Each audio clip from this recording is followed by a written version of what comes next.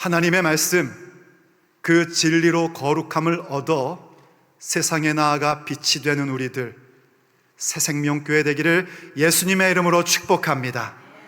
바로 그렇게 거룩한 교회, 그 거룩한 교회에게 주시는 하나님의 은혜와 평강이 무엇인지 우리의 인생 여정의 걸음걸음마다 반드시 확인하게 될 줄로 믿습니다.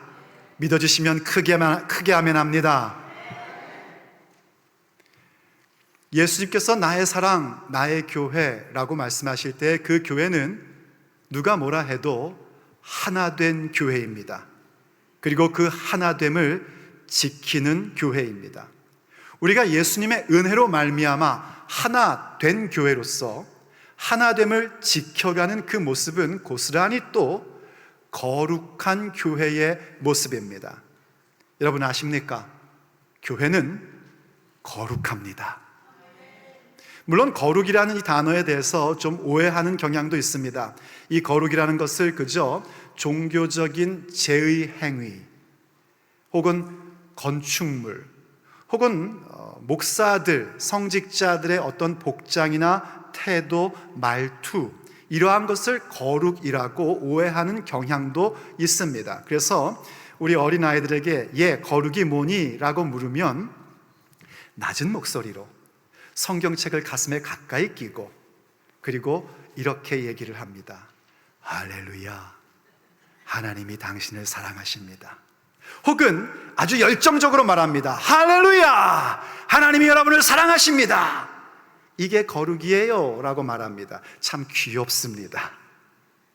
그런데 아시다시피 거룩이라는 것은 그런 차원의 것은 아닙니다. 거룩이란 문자적으로 구별됨, 분리됨을 의미합니다.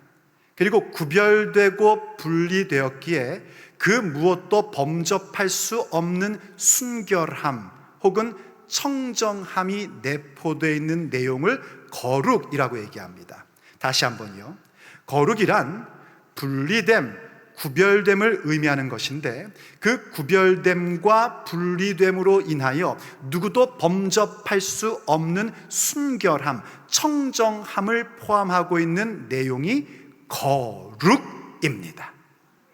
본디 거룩이라는 것은 하나님의 성품입니다. 그리고 그 거룩은 하나님께 우리가 예배하며 찬양해야 될 가장 핵심적인 내용이기도 합니다. 오늘날 하나님께서 이사야 선지자를 부르실 때에 이사야의 눈을 열어주셨습니다. 그래서 하나님의 보좌를 보게 되는데 하나님의 보좌가 높은 곳에 있고 높은 보좌 위에 하나님께서 앉아 계시고 그의 옷자락이 성전, 그 거룩한 자리 가운데 가득 내려져 있는 것을 발견하게 됩니다. 그럴 때 스랍 천사가 서로 창화, 그러니까 서로 노래하며 부르기를 거룩하다, 거룩하다, 거룩하다. 만군의 주 여호와, 그의 영광이 온 땅에 가득하도다. 거룩이 찬양의 내용의 핵심이었습니다. 또 사도 요한도 하나님께서 그에게 천국의 예배를 목격하게 해주셨습니다. 정말 놀라운 은혜였습니다. 그때도 내 생물로 표현되고 있는 그 천사가 밤낮으로 쉼 없이 하나님을 찬양하는데 그때도 그 내용이 그렇습니다. 거룩하다, 거룩하다, 거룩하다. 주 하나님 곧 전능하신 이여, 전에도 계셨고 지금도 계시고 장차 오실 이시로다. 이렇게 거룩은 하나님을 찬양하는 내용의 핵심인 것입니다. 오직 하나님의 성품인 것이고 오직 하나님께 올려드릴 수 있는 그 내용이 거룩이라는 것입니다. 다시 말해서 오직 하나님만이 거룩한 분입니다. 그 어떤 것도, 이 세상의 그 어떤 것도 완벽한 거룩함이란 갖고 있지 않습니다. 왜냐하면 어떤 존재도 완전히 분리되거나 완전히 구별됨이라는 것을 갖지 못하기 때문입니다. 왜냐하면 이 우주에 있는 모든 것은 전부 다 하나님께서 창조하신 피조물이기 때문입니다. 거기에 다 연결되어 있습니다. 모든 피조물들은 서로 연결되어 있고 관계적입니다. 오직 완벽하게 분리된 그 거룩을 가지신 분은 스스로 계신 분이신 하나님 한 분뿐입니다.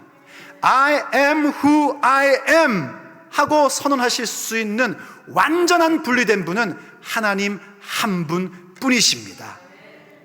그런데 참 놀랍죠. 그런 하나님께서 우리를 거룩하라 하고 명령하십니다. 그냥 이 세상과 비교할 때 조금 구별되고 조금 다른 것이 아니라 하나님의 그 거룩함으로 거룩하라 하고 명령하신 겁니다. 다시 한번 레위기 19장 1절과 2절의 말씀을 보십시오. 이렇게 말씀하십니다. 여호와께서 모세에게 말씀하여 이르시되 너는 이스라엘 자손의 온 회중에게 말하여 이르라. 너희는 거룩하라. 이는 나 여호와 너희 하나님이 거룩함이니라 하고 말씀하십니다. 여기에 회중이라는 이 단어는요, 예수님 오시기 전 약 300년 전쯤에 헬라의 학자들이요, 지금의 그 구약 성경을 헬라어로 번역한 적이 있습니다. 그때 70여 명의 사람이 번역해서 그걸 우리가 흔히 셉투아진트 70인역이라고 얘기를 합니다. 그래서 그게 굉장히 중요한 이유가 구약에서 쓰는 용어가 신약에서 어떤 용어로 쓰여 있는지를 발견하는 것인데, 거기에 그 회중이라는 단어, 오늘 지금 읽은 본문의 회중이라는 단어를 그리스어로 번역할 때 뭐라고 번역했냐면 에클레시아, 교회라고 번역한 겁니다. 그러니까 하나님께서 지금 누구에게 거룩하라고 명령하신 거냐면 회중인 우리들, 교회인 우리들에게 거룩하라 하고 명령하신 겁니다. 같은 레위기 11장에 봐도요, 주님께서 그렇게 말씀하십니다. 나는 너희를 애굽에서 구원해낸 하나님이다. 왜 그렇게 했는가? 너희의 하나님이 되려고 애굽에서 너희를 구원한 너희의 여호와 하나님이시다. 그러니 너희는 거룩하라. 내가 거룩한 것 같이 너희도 거룩하라 하고 명령하신 겁니다. 그야말로 그 하나님의 완전하신 거룩함을 따라 우리를 거룩하라 명령하고 계십니다. 그런데 참 이게 말이죠, 명령을 하셨지만 우리의 입장에서 들어보면 너무 불가능한 명령으로 들립니다. 우리가 어떻게 하나님의 그 거룩하심 그대로 거룩한 교회가 될 수 있겠습니까? 불가능해 보입니다. 그럼에도 불구하고 우리는 이 명령을 따라야 합니다. 왜냐하면 잘 들으십시오. 하나님께서 우리에게 무언가를 명령하실 때에는 반드시 그 명령을 따를 수 있는 능력과 권세를 함께 주십니다. 믿어지시면 아멘 합시다. 능력과 권세를 주시면서 명령하십니다. 내가 과연 그 능력과 권세를 받았는지 안 받았는지 확인하고 싶으면 그 명령이 불가능해 보여도 순종하며 따라보시면 압니다. 불가능해 보이는 명령인데 그 명령을 따라 내 발걸음을 옮길 때마다 주님의 권세가, 주님의 능력이 내 걸음마다 나타나게 됩니다. 그러므로 여러분, 우리는 과연 어떻게 거룩한 교회가 될 수 있을까요? 거룩한 교회가 되라는 주님의 명령을 우리는 어떻게 순종하며 성취할 수 있을까요? 오늘 우리가 함께 들어야 할 주님의 메시지입니다. 첫째, 우리는 부르심의 은혜로 거룩한 교회가 됩니다. 오직 하나님의 그 은혜, 우리를 불러주신 부르심의 은혜로 말미암아 거룩한 교회가 되는 겁니다. 여러분, 계속해서 연속하여 듣는 분들을 위하여 한번 언급하면 하나됨이라는 것이 분명 하나님의 성품인 것을 우린 배웠습니다. 그래서 우리가 스스로 하나 되는 것이 아니라 하나님께서 하나로 만들어 주셨습니다. 그와 같이 거룩함이라는 것도 우리에게 있는 게 아닙니다. 하나님의 성품입니다. 그래서 하나님이 우리에게 그것을 주셔야만 우리는 비로소 거룩한 사람들, 거룩한 교회가 될 수 있습니다. 오늘 본문인 고린도전서 1장 2절의 상반절 말씀을 보면요, 우리에게 이렇게 설명해 주고 있습니다. 고린도에 있는 하나님의 교회, 그 교회가 뭔가? 곧 그리스도 예수님 안에서 거룩하여지고 성도라 부르심을 받은 자들이 교회입니다. 여기 먼저 살펴볼 것은요, 고린도에 있는 하나님의 교회라는 표현입니다. 고린도라는 지역에 있는 교회란 말입니다. 근데 그 교회가 누구의 교회인가? 사람의 교회가 아니라 하나님의 교회입니다. 모든 지역 교회들은 사람의 것이 아니라 하나님의 교회입니다. 고린도에 있는 하나님의 교회, 우리도 마찬가지입니다. 얼마나 많은 지역이 있습니까? 근데 그 지역에 있는 모든 지역교회가 있습니까? 그 모든 지역교회가 하나님의 교회입니다.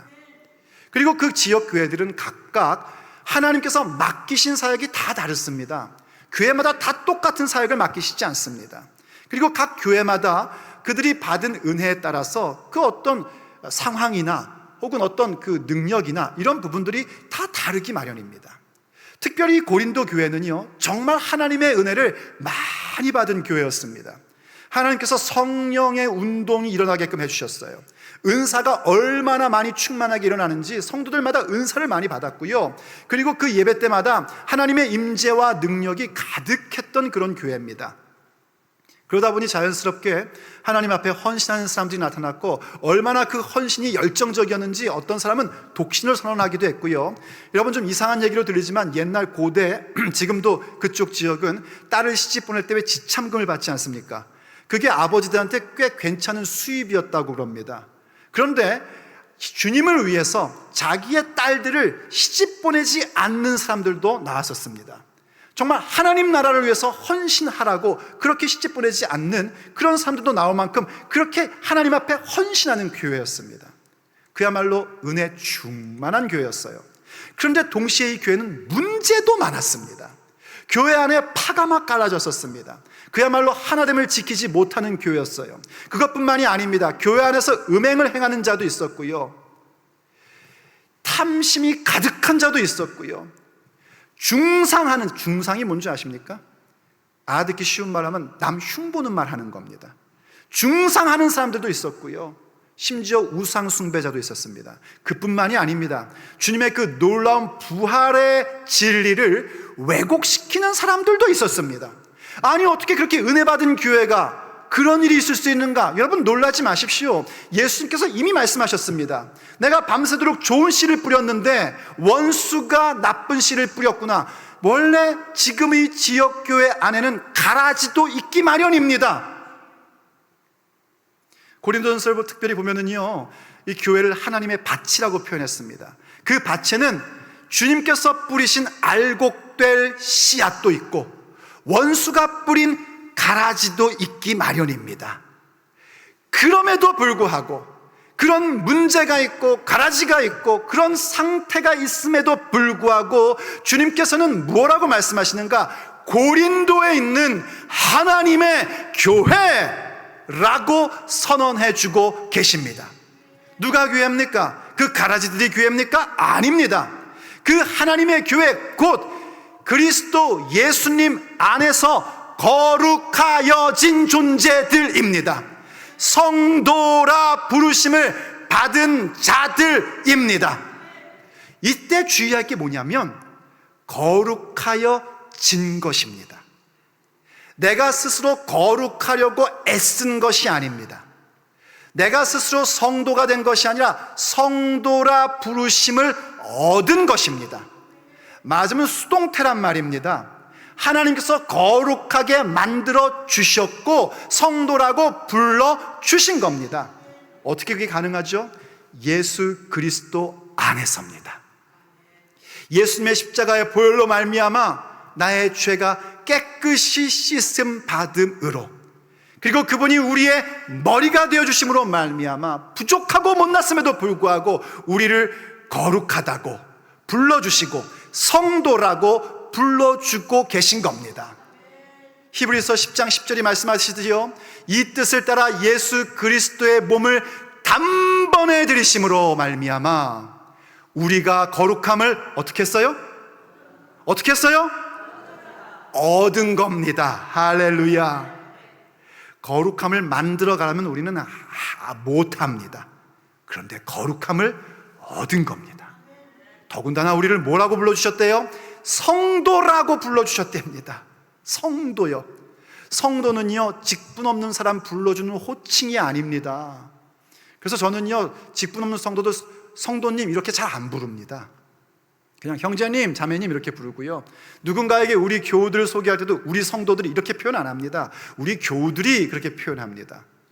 왜냐하면 이 성도라는 단어는 정말 문자 그대로 거룩한 사람이란 뜻이기 때문입니다. 이 성도라는 말을 영어로 표현하면은요, saint라고 얘기합니다. saint. 다시 한국어로 번역하면 성인입니다.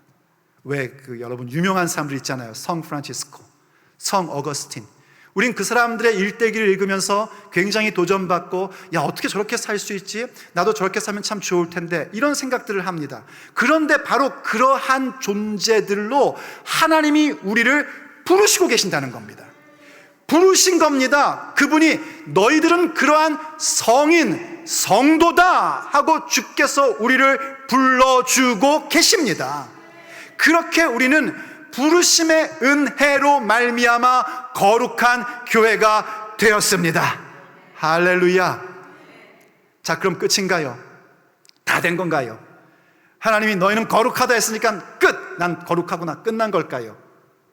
그렇지 않습니다. 여러분, 달란트 비유라는 것 혹시 들어보셨습니까? 주인이 먼데 가면서 종들에게 각각의 능력에 따라 어떤 사람은 5달란트, 어떤 사람은 2달란트, 어떤 사람은 1달란트를 맡겼습니다. 주인이 돌아와서 그 모든 것들을 계산할 때에 누구에게 착하고 충성된 종아, 내 주인의 잔치에 참여하리라 하셨습니까? 남겨온 자들입니다. 하나님께서 맡기신 것을 남겨온 자들에게 착하고 충성된 종이라고 불러주셨고, 주인의 잔치, 천국의 잔치에 참여하라고 말씀해 주셨습니다. 마찬가지입니다. 하나님께서 우리에게 하나됨을 주셨을 때에 하나됨을 지키는 교회가 되어야 되는 것처럼, 주님께서 우리에게 거룩한 교회라고 불러주셨으면 이젠 우리는 그 받은 달란트를 가지고 거룩함을 열매로 맺는 자들이 되어야 됩니다. 나의 인격 속에, 나의 삶 속에 그 거룩함의 열매를 맺어 가야 됩니다. 그것을 위해서 주님께서 우리에게 무엇을 하시는가? 주의 이름을 부를 수 있는 권세를 주셨습니다. 그러므로 두 번째, 우리가 어떻게 거룩한 교회가 되는가? 그것은 바로 예수님의 이름을 부름으로 우리는 거룩한 교회가 됩니다. 주의 이름을 부름으로 우린 거룩한 교회가 될 수 있는 것입니다. 사실 여러분, 말은 바른 말이지요. 우리가 예수님의 이름을 부를 수 있다는 그 자체도 은혜입니다. 왜냐하면 주님께서 우리에게 그분의 이름을 주셨기 때문입니다.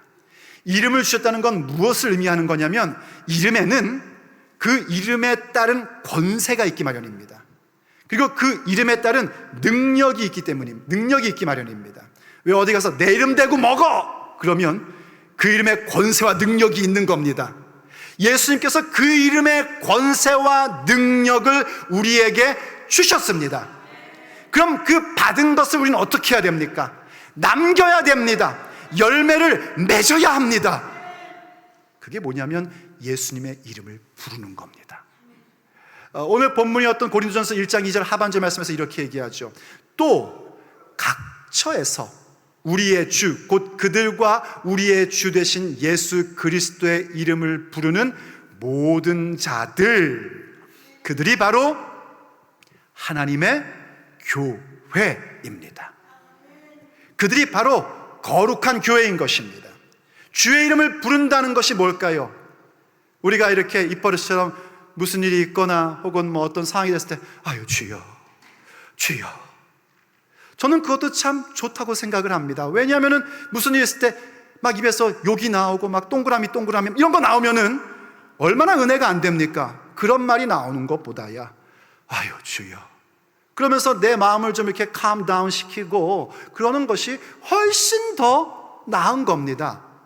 그런데 여러분, 만약에 그저 우리가 말로만 주여 주여 하고 우리의 생활 속에서 그저 폭언하고 폭력을 행하고 남 중상이나 하고 말이나 만들어내고 불평하고 있다면, 그건 정말 말로만 주여 하는 겁니다.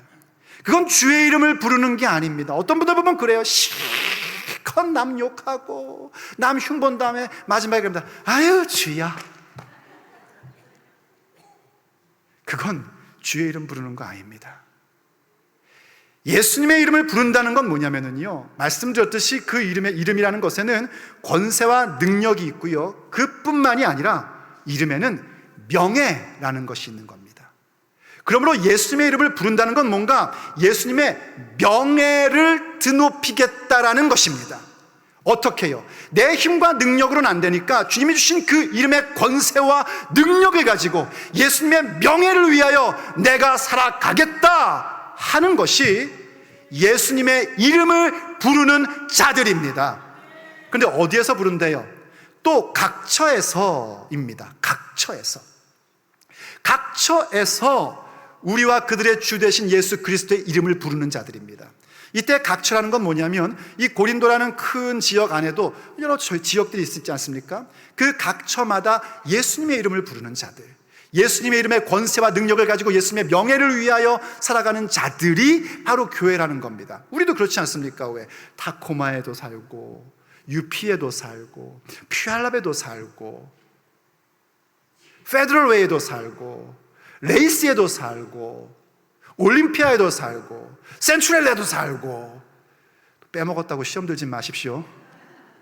기억나는 게 이것밖에 없어가지고 각 지역에 다 이렇게 살고 있습니다. 거기서 예수 그리스도의 이름을 부르는 자들이 우리 주님의 거룩한 교회입니다. 그런데 이걸 이제 우리가 좀 개인으로 적용을 하면 이렇게 적용을 해야 됩니다. 내가 가는 모든 자리마다, 우리가 그렇게 사는 지역에서 부르는 것뿐만이 아니라 내가 가는 곳마다, 그게 교회 건물 안이든지 주차장이든지 예배하는 이 자리든지 교제하는 럽이든지 집이든지 일터이든지 사람들과 함께 있을 때든지 아니면 나 홀로 있을 때에든지 각처에서 예수님의 명예를 위하여 살아가는 사람들, 그들이 바로 거룩한 교회인 겁니다. 예수님의 명예를 위해서 한번 참는 겁니다. 예수님의 명예를 위하여 한번 힘써 보는 겁니다. 예수님의 명예를 위해서 내가 가는 자리마다 참고 인내하고 시도해보고 그렇게 하는 것이 바로 예수님의 이름을 부르는 것입니다. 좀 더 구체적으로 어떻게 하는 것인가? 베드로전서 1장 13절 이하가요, 그 예수님의 이름을 부르는 모습이 어떠한 것인지 조금 더 구체적으로 이렇게 설명을 해줍니다.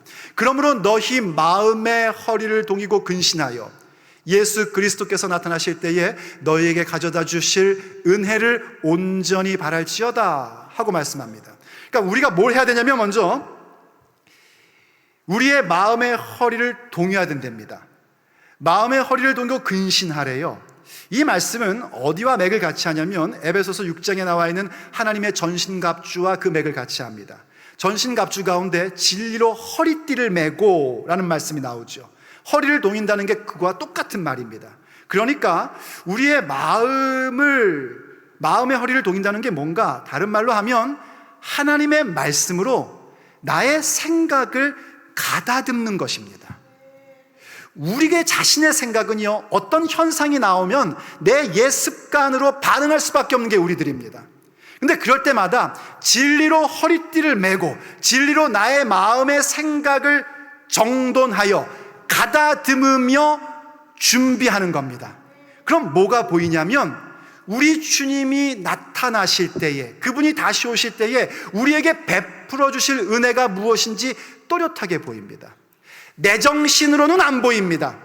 주의 말씀으로 정신을 가다듬을 때만 주님께서 다시 나타나실 때 우리에게 베풀어 주실 은혜가 무엇인지 보이기 시작을 합니다. 그래서 말씀으로 내 정신을 가다듬는 거예요. 이 띠를 맨다는 건 여러분 뭡니까? 허리띠를 매는 이유는요, 요즘 물론 패션으로 허리띠를 매기도 하지만 본래 허리띠의 기능은 바지가 흘러내리지 않게 하는 겁니다. 그리고 옛날 고대 시대의 허리띠라는 건 이렇게 그 고대 시대에 이렇게 원피스 같은 통옷들을 남자들도 다 입고 있거든요. 그럼 그것을 허리띠를 딱 묶습니다. 그럼 이 너풀거리는 것들을 그 띠 속으로 차곡차곡 집어넣어요. 이거 뭐 하는 건 줄 아십니까? 이제부터 노동을 시작하겠다는 겁니다. 혹은 전쟁터에선 이제부터 전투에 나가겠다는 겁니다.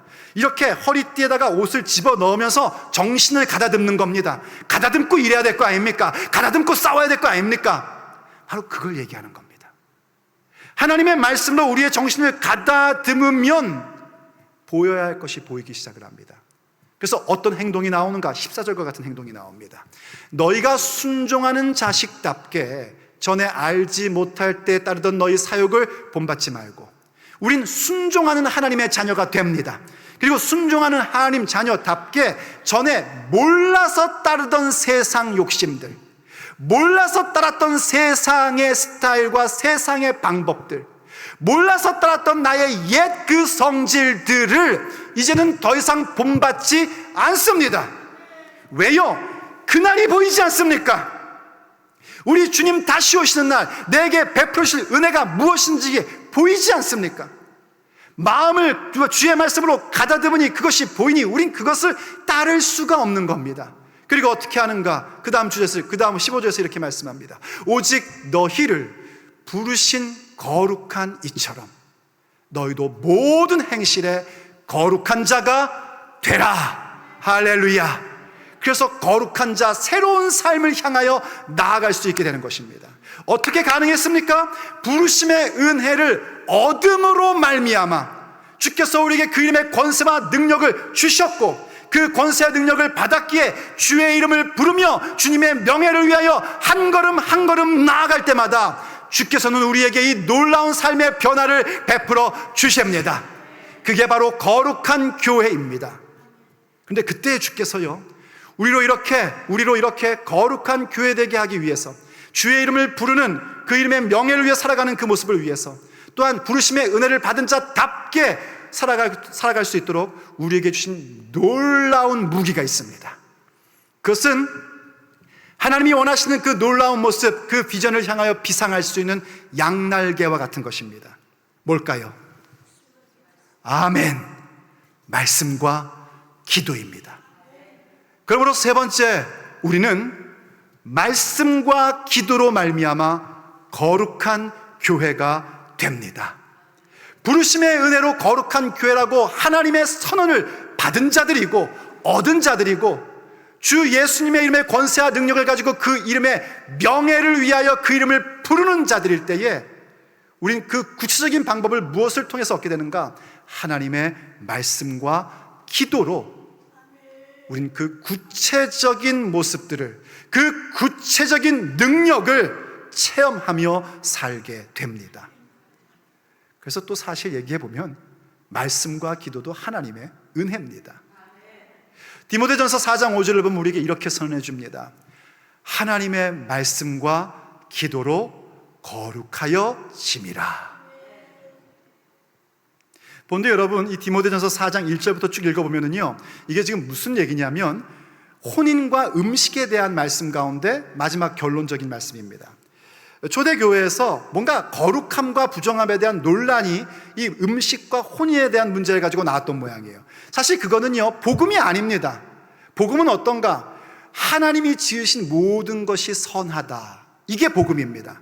그리고 그 하나님이 지으신 모든 것은 선하기 때문에 그것을 받는 자들이 감사함으로 받으면 전부 다 거룩한 것이다. 이게 복음입니다. 그래서 이 초대교회의 논쟁은 있을 필요가 없는 내용들이고, 사실은 이 모든 것이 말씀과 기도로 거룩해진다는 것을 알아야 되는 겁니다. 그래서 문맥상 무엇이 하나님의 말씀과 기도로 거룩해지는가? 문법적으로 보면 그 음식과 혼인을 얘기하는 겁니다. 음식, 왜 부정한 음식이 유대인들한테 있었지 않습니까? 그래서 그러한 것들도 말씀과 기도로 거룩해지는 것이다. 혼인, 결혼을 할 것이냐 말 것이냐, 이러한 문제, 말씀과 기도로 혼인은 거룩한 것이다. 왜요? 음식들도 혼인도 다 하나님이 만드신 겁니다. 그런데 여러분 보세요. 음식과 혼인 그 자체가 하나님의 말씀을 받고 기도하는 건 아니지 않습니까? 여러분 혹시 여러분의 집에 음식이 막 기도하는 거 보신 적 있습니까? 그런 일은 없습니다. 그러니까 지금 이 말씀과 기도로 거룩해지는 사람은 누군가? 주님을 믿는 우리들을 얘기하는 겁니다. 우리가 말씀과 기도로 거룩해지면 보입니다. 하나님이 지으신 모든 피조 세계가 선하다는 것이 보입니다. 말씀과 기도로 내가 거룩해지면 하나님이 지으신 모든 것은 선하기 때문에 감사함으로 받으면 받지 못할 게 없다는 것도 알게 됩니다. 그 얘기를 하는 겁니다.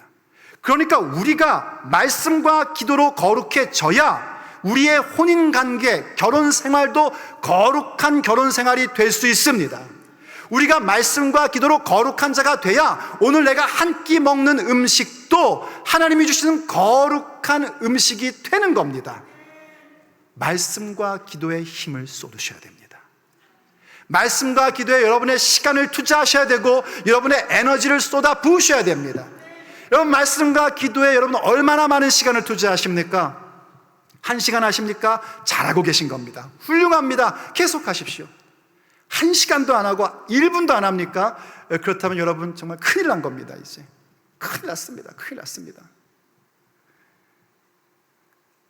육체 몸도 밥 안 먹으면은요 힘이 없는 겁니다.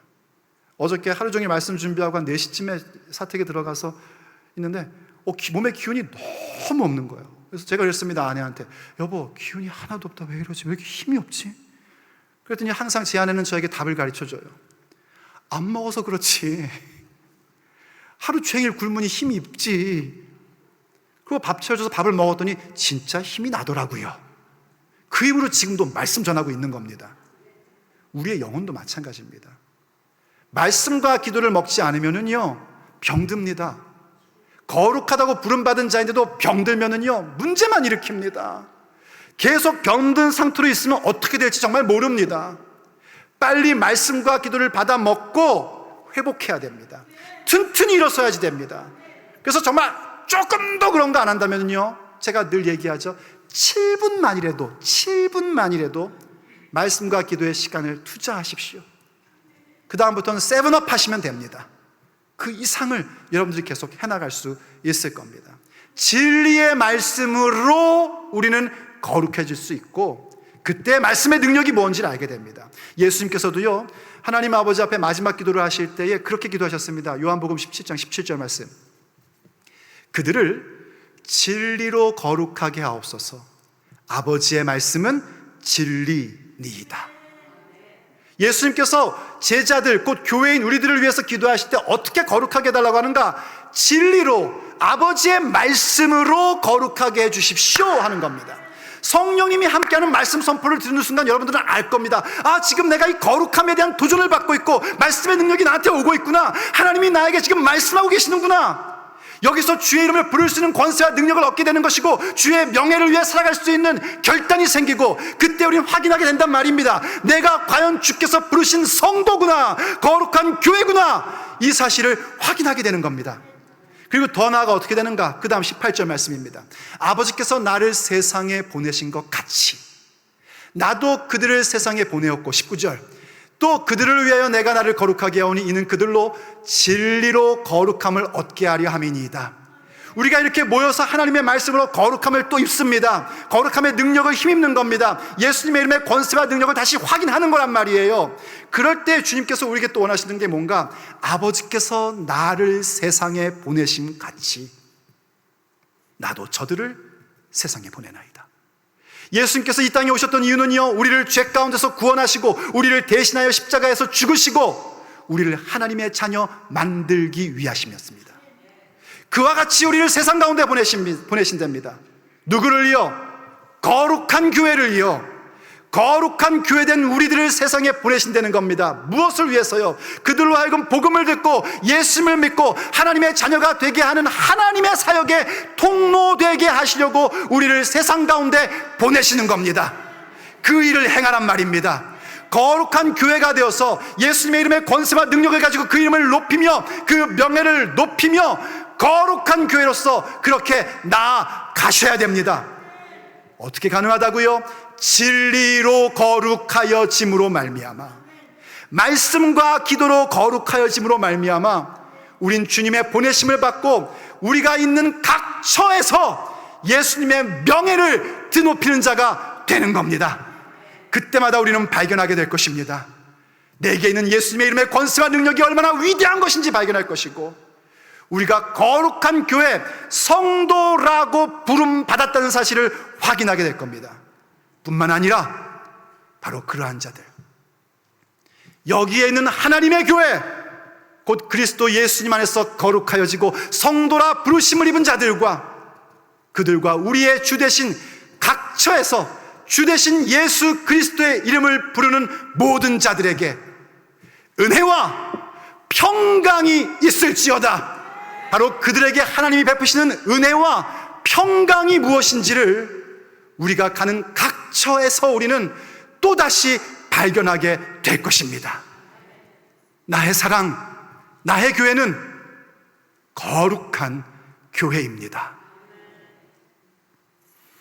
그러므로 오늘도 주님 앞에 찬미하며 나가고 기도하기를 원합니다.